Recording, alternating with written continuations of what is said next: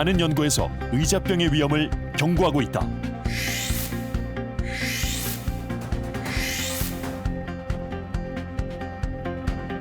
꼼짝 않고 앉아있는 시간이 길어질수록 당뇨에 걸릴 위험이 증가하게 됩니다.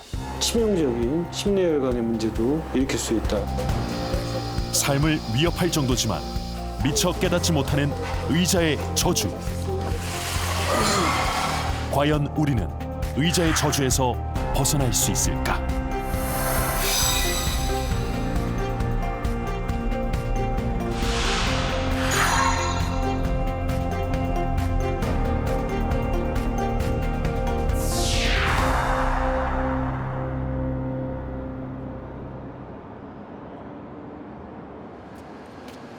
매일 오전 9시면 윤호진 씨는 그의 일터로 출근한다. 지난 10년 동안 이어온 일이다.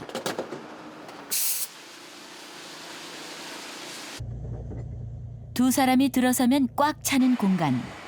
이곳에서 그는 얼마나 오래 앉아 있는 걸까? 일이 많을 때는 약 한 2시간 정도도 할 때도 있고 3시간 계속 꼬박 할 때도 있고. 한 번 일을 손에 잡으면 구부린 상태에서 2~3시간은 앉아 있다 보니 특히 힘든 곳은 허리다.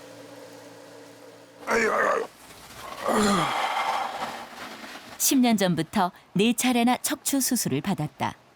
그 당시 운전을 했는데 갑자기 다리에 힘이 없고 저리고 감각이 둔해가지고 병원에 갔더니 추광판 탈출증이라고 그러나? 그래서 수술 이외에는 방법이 없다고 그렇게 해가지고 수술을 하게 됐죠. 허리 디스크는 관광버스를 운전하던 때부터 시작됐다. 하나를 고쳐놓으면 그 다음엔 그 아래가, 또 그 다음엔 그 위에 문제가 생겼다.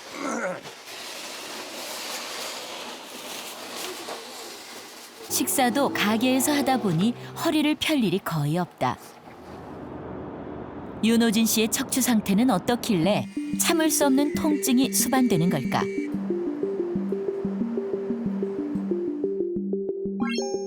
(2번과 3번) 요추 사이의 디스크가 신경을 누르고 있었다. 1년 만에 디스크가 또 망가진 것이다. 요추는 디스크가 5개거든요. 근데 얘네들이 5개가 해야 될 일을 아래 하나, 둘, 3개가 유압이 되어 있어서 위에 2개가 이제 담당을 하면서 움직임을 많이 써야 되고 그 상태에서 좋지 않은 생활의 습관이 계속 주어져 있기 때문에 디스크가 이렇게 다시 망가진 거죠. 문제는 그뿐만이 아니었다. 척추 전체가 한쪽으로 휘어져 있었다. 균형이 원래 이렇게 골반부터 바로 올라와야 되는데 이제 위에 디스크가 망가지면서 이렇게 반대쪽으로 시프팅된 그런 경우가 되겠습니다. 척추 디스크로 한번 수술받던 환자가 10년 후 또 척추 디스크 수술이 필요한 경우가 보통 6에서 8% 정도 잡고 있습니다. 10년은 더 일할 나이. 허리 건강은 생계와도 직결된다. 수술은 이 사이에 케이지를 넣어서 여기 이제 들어 올리는 거죠. 여기 들어 올려 맞춰주면 이 가운데로 균형이 맞을 거고요. 그리고 아까 MR에서 보셨듯이 짜그라진 구조물로 인해서 안에 신경이 깔려 있는데 이제 여기가 들어 올려주면서 신경이 펴지니까요. 휘어진 척추를 세우고 눌렸던 신경이 지나갈 수 있는 공간을 만든다.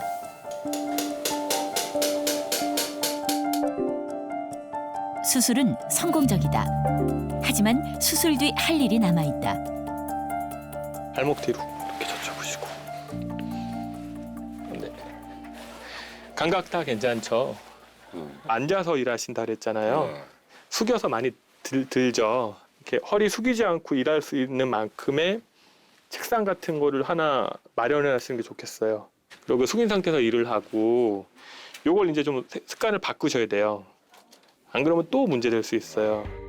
앉아서 컴퓨터를 사용하다 보면 몰입할수록 척추는 앞으로 굽게 된다. 한 실험에 의하면 스마트폰 게임을 한 지 5분이 경과하자 고개가 숙여지고 10분이 지나면 등과 목이 함께 구부러진다. 15분 때는 몸이 거의 접힐 정도였다.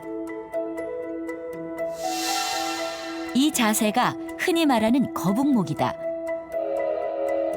거북목은 왜 문제가 되는 걸까? 네, 실전 커브를 가지게 되면 이 균형점에 이르러 있기 때문에 뒤쪽의 근육이 일을 하지 않아도 자세가 유지될 수가 있습니다. 시선이 내려가는 자세에서는 균형점에서 앞으로 많이 기울어지기 때문에 그에 대해서 뒤쪽의 근육이 당겨주고 있어야지만 자세가 유지되기 때문에 이런 자세가 장시간 유지된다고 하면 뒤쪽의 근육의 피로감으로 결국은 통증으로 이어질 수 있습니다. 척추만이 아니라 앉아있는 동안 근육 또한 약해지게 된다. 6년 경력의 운동 강사와 하루 8시간 이상 앉아서 일한 20대 여성의 근육을 비교해보기로 했다. 배 부위의 복직근, 허리 척추 기립근, 그리고 엉덩이와 허벅지 뒤 근육이 자세에 따라 어떻게 활성화되는지 살펴봤다.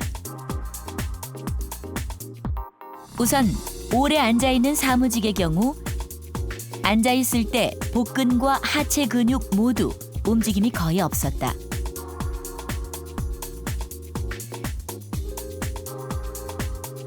그건 운동 강사도 마찬가지였다.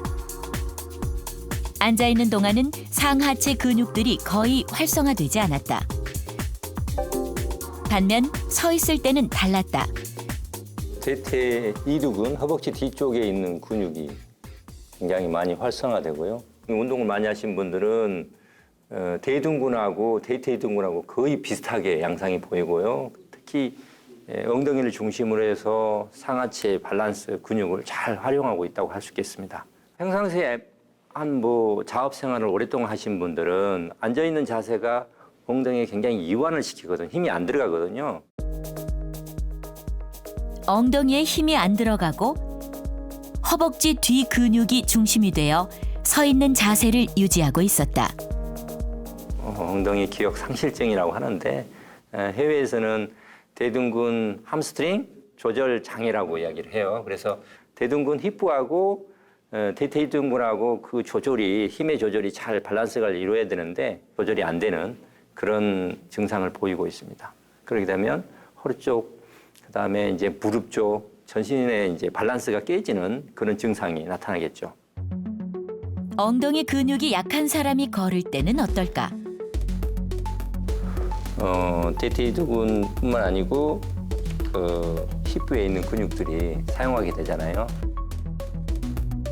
사용하지 않던 엉덩이 근육을 걷는 동안은 사용하고 있었다. 걸을 때 앞으로 추진할 수 있게 하는 원동력은 바로 엉덩이 근육이다. 일단은 그 엉덩이 근육이 우리 몸의 코어, 가장 중심이 되는 근육이거든요. 하체하고 상체를 연결해주는.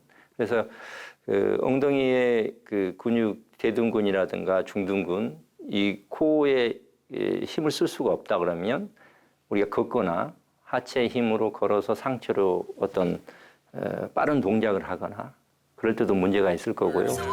미래 사회를 그린 이 애니메이션 속의 사람들처럼 언젠가는 절대 걸어다니지 않는 날이 올지도 모릅니다. 저절로 움직이는 의자에 앉아 있으면 거기서 식사를 하고 원하는 영상을 보고 모든 생활이 가능하죠. 당연히 다들 비만입니다.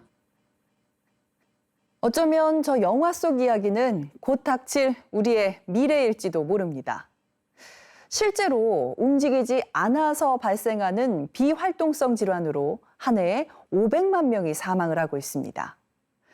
세계보건기구에서는 움직이지 않고 앉아서 생활하는 데서 오는 병이라고 해 의자병이라고 부르고 있는데요. 연구자들은 앉아 있는 것은 새로운 흡연이라고까지 부르며 이 의자병의 위험에 대해 경고하고 있습니다. 오랫동안 앉아있는 생활은 우리 몸에 어떤 변화를 가져올까? 프리랜서 번역가로 일하는 박용범 씨의 일터는 자신의 서재다. 하루에 보면은 밥 먹고 자고 빼고는 다 앉아 있죠. 재택근무를 한 지 1년. 의자에서 도통 일어서질 않는다. 움직임이 확실히 적죠. 적어요. 내가 옛날에는 그 박물관에서 근무했거든요. 박물관에 근무할 때는 아무래도 이 활동도 많고 또 외부 일정 같은 것도 있고 그랬었는데 한번 재볼까요? 움직이질 않다 보니 자연스레 몸무게도 늘었다. 지금 재보면 거의 111 그 정도 나가니까요. 한 30kg가 불었죠. 됐어. 이게 딱 보기 좋죠. 지금처럼 뱃살이 붓기 시작한 건 5년 전부터였다. 몸이 무거워지자 더 움직이지 않게 되는 악순환의 연속이다.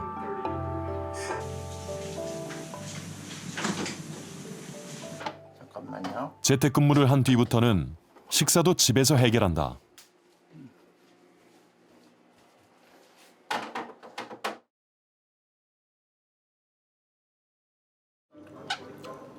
식탁이 있지만 식사는 주로 컴퓨터 앞에서 하게 된다. 누구랑 이렇게 같이 있으면 얘기도 하고 그러면서 재미있게 먹으면서 이렇게 시간을 보내는데 그럴 수가 없잖아요. 그러니까 나 혼자 이제 조금 재미있게 지내느라고 컴퓨터 앞에 내려서 이제 밥을 먹는 거죠. 5년 전 박용범 씨는 당뇨 진단을 받았다. 이제 이봐요. 밥 먹고 나니까 이렇게 당장 올라가잖아요. 체중이 자꾸 불어갔으니까 이거 이러다 성인병에 걸리지 않으려나 하는 걱정은 있었는데 설마 나한테 당뇨가 올까 하는 생각은 전혀 못했어요. 식사 후에도 앉아있는 생활은 계속된다. 직장 생활할 땐 점심시간에 잠시 밖을 걷기도 했지만 지금은 애써 나갈 생각이 없다. 점심 먹고는 거의 안 나갑니다. 왜요? 그냥 나가기가 싫어요. 어떤 데는 한 번도 안 나갈 때도 있죠. 당뇨와 뱃살은 의자병과 어떤 관계가 있을까? 박용범 씨의 정확한 건강 상태를 알아보기 위해 혈액 검사와 복부 초음파 그리고 복부 CT 검사를 했다.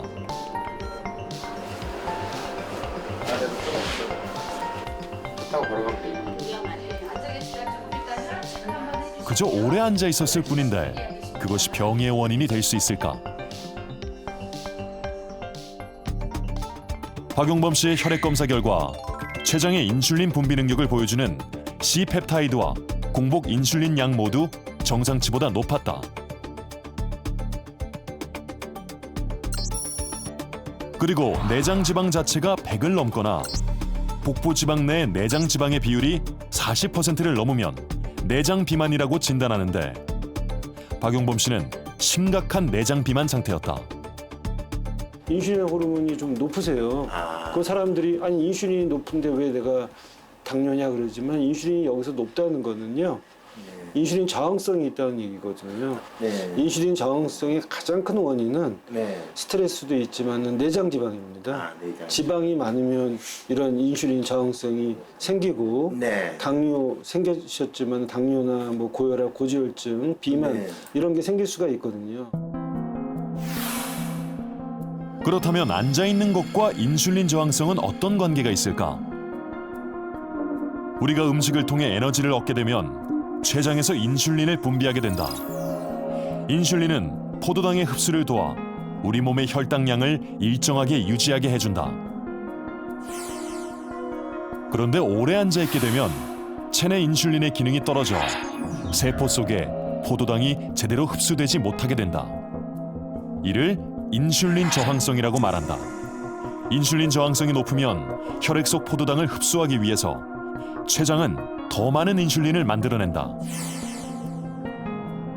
그리고 앉아있는 시간이 길어지면 지방분해 효소의 활동이 둔해져 몸에 쌓이는 지방이 늘게 된다. 그 결과 비만을 비롯해 당뇨, 고지혈증 등 대사증후군을 유발하게 된다. 더구나 오래 앉아있고 움직이지 않는 경우에 근육이 줄어들면 남은 포도당은 지방으로 저장된다. 최근 당뇨병과 각종 대사질환의 원인이 되는 인슐린 저항성이 앉아있는 시간에 비례해서 높아진다는 연구 결과가 발표됐다.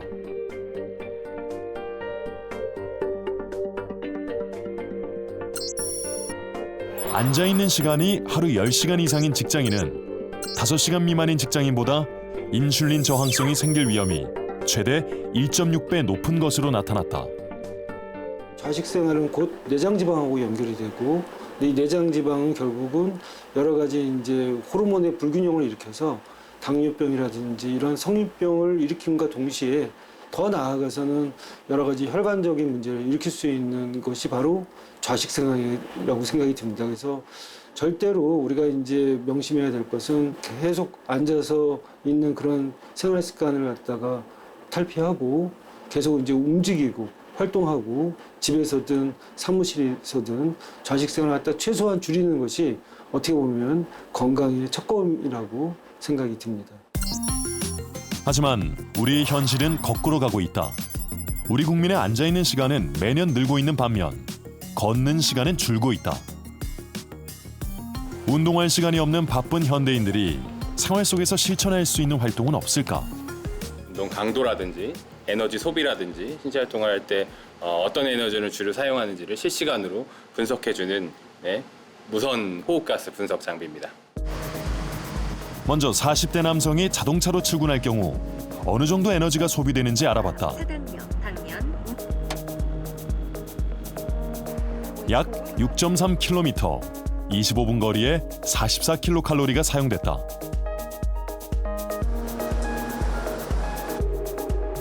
그러면 같은 거리를 대중교통을 이용할 경우엔 어떻게 다를까? 지하철과 버스를 갈아타는 과정에서 꽤 움직이게 된다.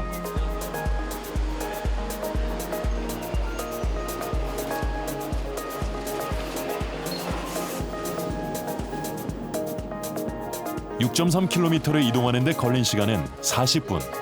총 162kcal의 에너지를 사용했다. 대중교통이 자동차보다 약 4배 정도 많은 에너지를 사용했다.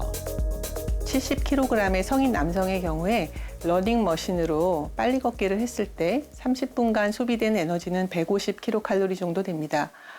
이를 40분간 대중교통을 이용해서 출퇴근할 때도 비슷한 정도의 에너지가 소비되는 것을 알 수 있었습니다.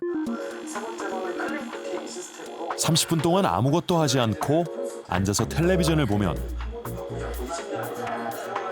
41kcal가 소모된다. 그런데 광고 시간 2분 동안 걸레질을 했더니 단 2분일 뿐인데 11kcal가 더 소비됐다. 평범한 생활 속 활동도 운동 효과가 있었다. 우리의 그 24시간 중에 자는 시간을 제외하고는 이제 중고강도의 운동을 하는 시간은 굉장히 제한적입니다. 그러니까 하루에 어느 정도 이상은 늘릴 수가 없거든요. 그 대신에 이제 앉아 있는 시간이나 이제 저강도의 활동 시간은 굉장히 깁니다. 그래서 그 앉아 있는 시간을 될 수 있으면 저강도의 활동을 하는 것을 권유하고 그것이 건강 유지와 질병 예방에 굉장히 중요하다고 얘기할 수 있겠습니다.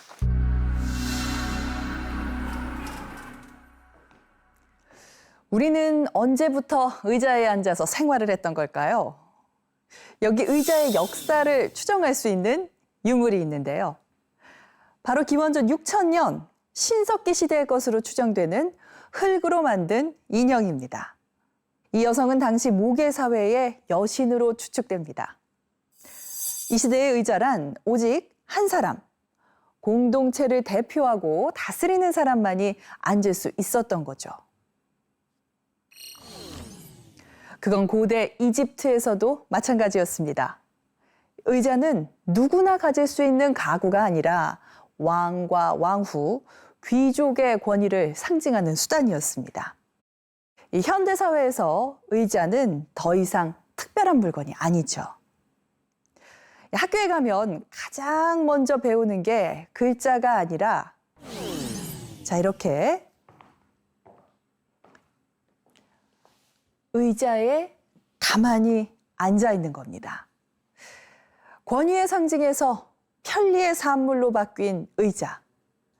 이제 현대인의 건강을 위협하는 인류 최악의 발명품으로 전락하고 있는데요. 이 의자의 저주에서 벗어날 수 있는 방법은 없을까요?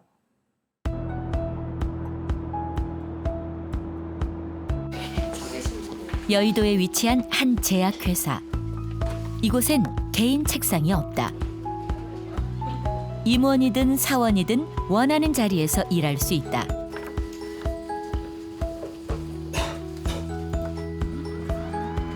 게다가 높이 조절 책상이라 앉아서 일하는 것과 서서 일하는 것을 선택할 수 있다.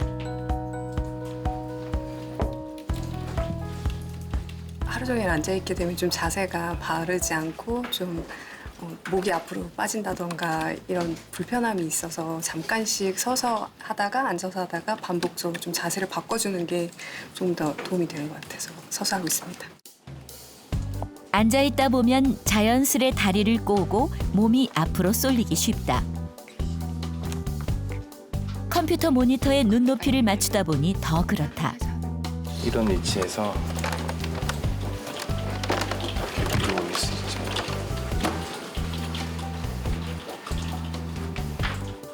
제 목 디스크 때문에 모니터를 이렇게 쌓아가지고 올려서 일을 했었어요. 좀 높은 위치에서 목이 좀 안 아프게 볼 수 있도록 하기 위해서. 그런데 이번에 이렇게 사무실을 이전한 이후에는 이렇게 높은 위치에서 볼 수 있으니까 목 디스크도 좀 줄일 수 있고 그런 면에서 서서 일하고 있습니다. 지금의 환경은 지난해 사무실을 이전하면서 직원들의 의견을 모아 바꾼 결과다. 일단은 저희가 높이 조절 책상을 도입을 함으로 인하여 직원들이 본인들이 가장 편안한 자세에서 근무하실 수 있는 그런 선택지를 드렸다는 거에 있어서 되게 의의를 뒀고요. 가장 최근의 설문조사 결과에 의하면 80% 이상의 직원들이 이런 새로운 업무 환경에 만족한다는 그런 모습을 나타냈습니다. 의자병을 명백한 질병으로 인식한다면 일하는 환경을 개선하는 것은 질병을 예방하는 일이다. 근로자들은 본인의 앉아있는 이게 장기간 서 있든 장기간 앉아 있든 본인의 선택할 수 있는 여건이 아니에요. 적어도 근로자가 자기의 건강을 위해서 앉아있는 자세를 교정할 내가 높이를 올리고 내릴 수 있는 작업대랄지 의자와 같은 인간공학적인 개선 이런 게 제공이 돼야 되고요. 근로자들이 이 건강이 나빠져서 성인병이 생겨서 결근율이 많아지고 이런 거는 결국 생산성에도 저하를 가지고 있기 때문에 전체적으로 그런 직업 환경학적인 개선을 해주는 게 근로자를 위해서 중요하고 사업주를 위해서도 중요하고 궁극적으로는 우리나라 국민 건강에도 굉장히 중요하겠죠.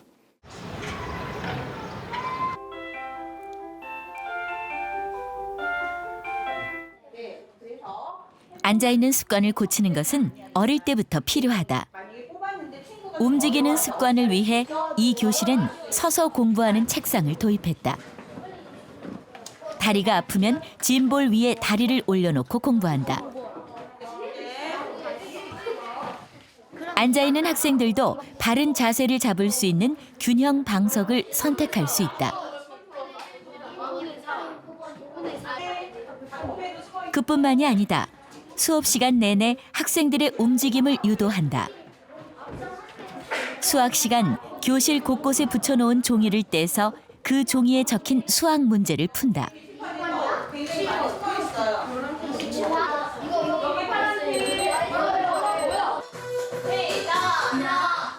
수업 도중에 알람이 울리자 이번엔 일제히 일어나 스트레칭을 한다.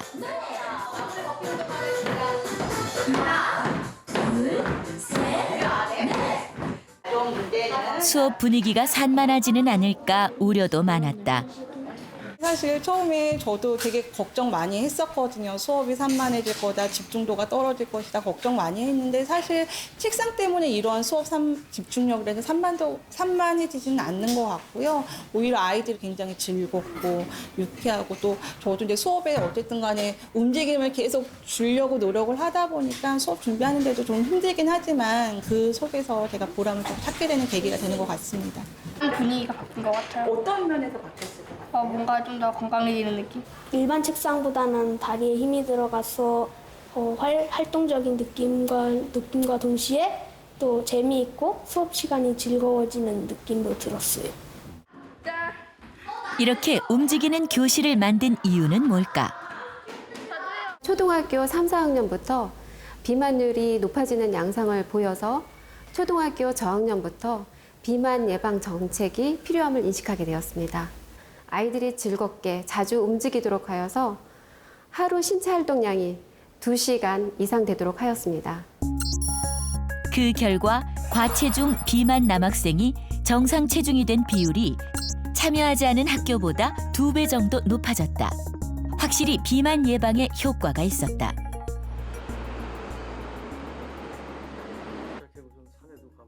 비만 전문의 박용우 교수의 진료실은 독특하다. 이렇게 부착을 해놓으면 의사나 환자 모두 서서 진료를 본다. 어디까지 올라가고 진료실 어디에도 의자를 찾아볼 수 없다. 이게 이제 10여 년 전부터 그 시팅 디지즈라는 말이 이제 전문가들 사이에서 나오면서, 왜냐하면 운동은 운동대로 하지만 꼼짝 않고 앉아 있는 시간을 줄이는 것도 내가 더 건강해지고 근육을 유지하는 것은 물론 심혈관 질환을 예방하는 데 또는 당뇨 같은 대사 질환을 예방하는 데에도 도움이 될 거라는 생각에 서 있어야 되겠다. 네, 안녕하세요. 네, 반갑습니다.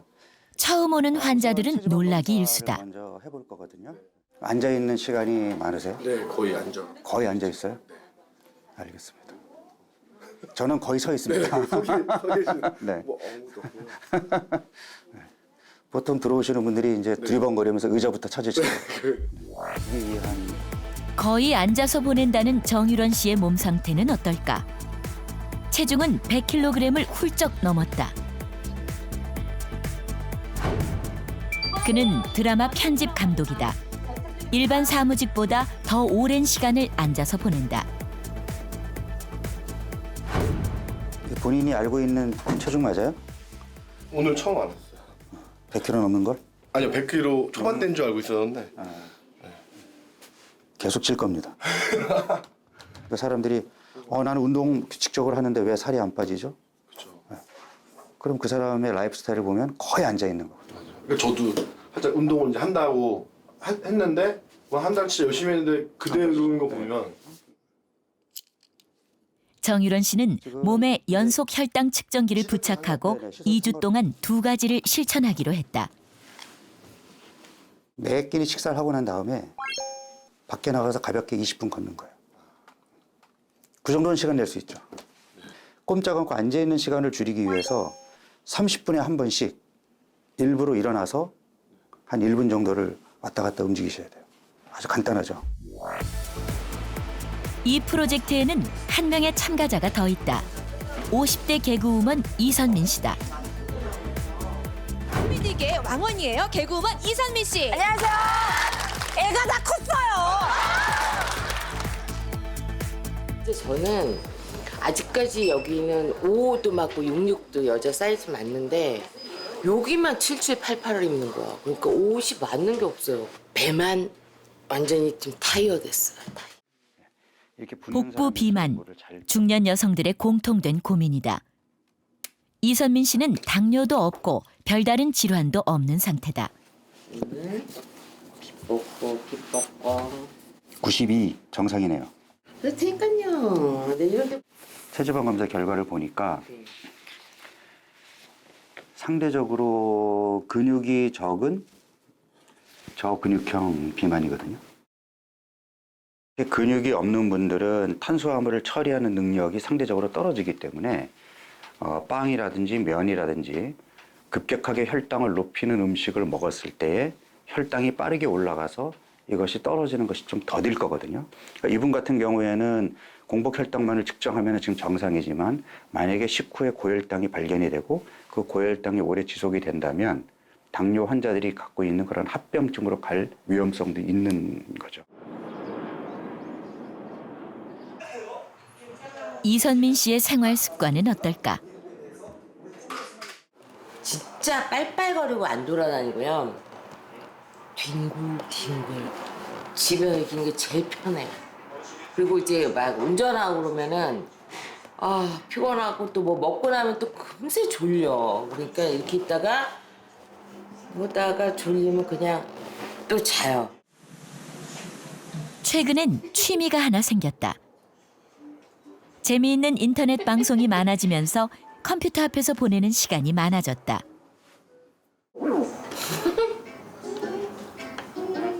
유튜브 보면 시사 다 나와. 뭐 돌아가는 것부터 뭐 그것만 한 3-4시간 보나? 눈이 빠져요.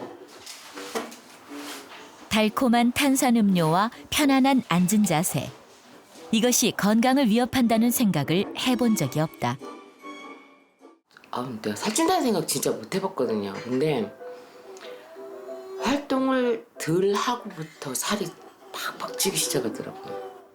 그러니까 움직일 때보다 그러니까 저희는 움직인다는 게 일을 많이 한다는 거잖아요. 스케줄이 바빠야 되고. 근데 그런 게 별로 없을 때부터 살이 찌고 시간이 많아지니까 먹는 시간이 많아지는 거야. 오래 앉아있는 사람에게 식후 20분간의 걷기는 어떤 변화를 가져올까?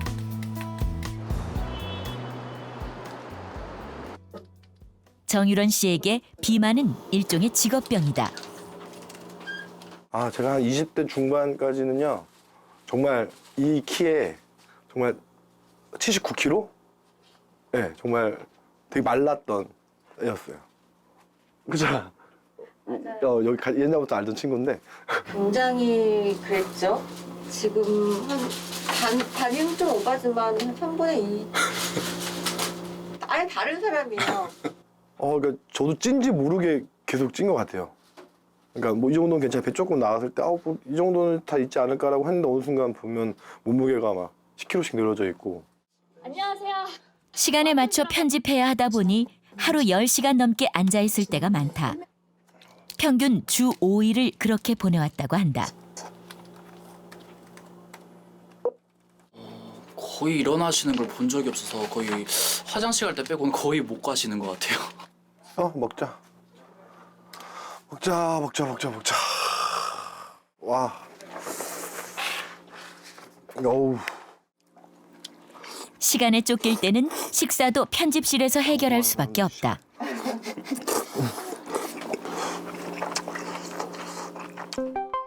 짬뽕을 먹었을 때 혈당이 180, 칼국수와 만두를 먹었을 때 150까지 올랐다.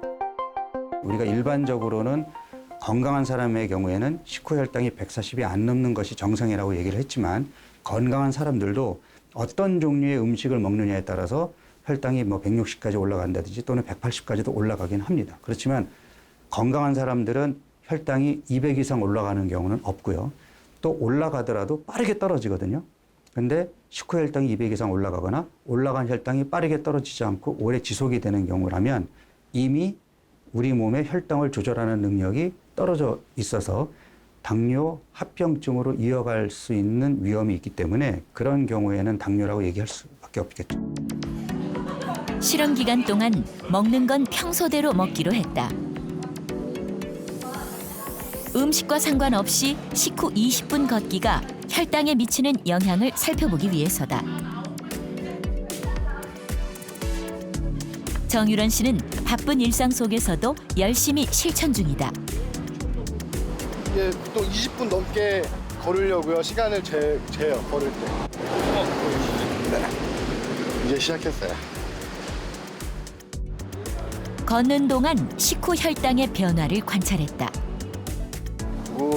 많이 올라갔어요. 역시 빵을 먹으면 안 될 것 같아요. 지금 168까지 올라갔는데요. 이게 지금 시간이 갈수록 더 올라가야 되는데 안 올라가고 지금 유지하고 있어요.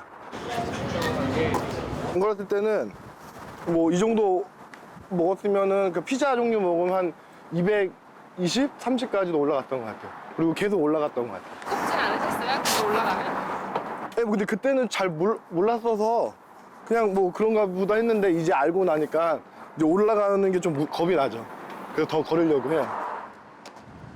자신은 당뇨가 아니라고 생각했는데 식후 혈당이 200을 넘자 그제야 당뇨 위험을 깨닫게 됐다고 한다.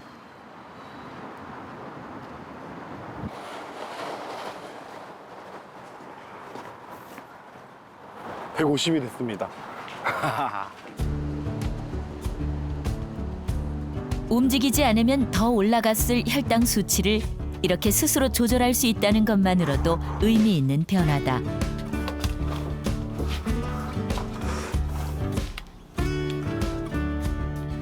제 혈당은 131로 많이 떨어졌어요.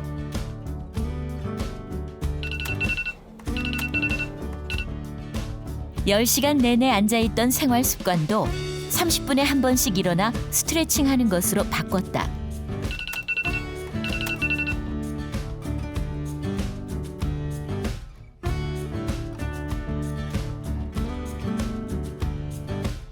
내 몸을 위해서 1분씩 일어나는 건 어려운 일이 아니었다.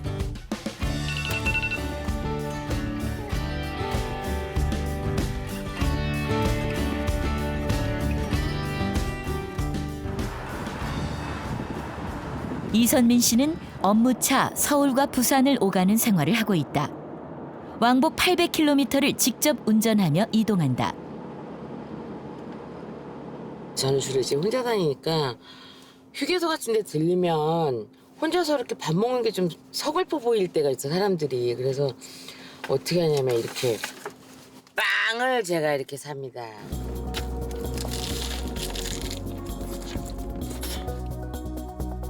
이동 중엔 차에서 샌드위치나 휴게소의 간식으로 끼니를 때우곤 한다. 이때의 혈당 변화는 어땠을까?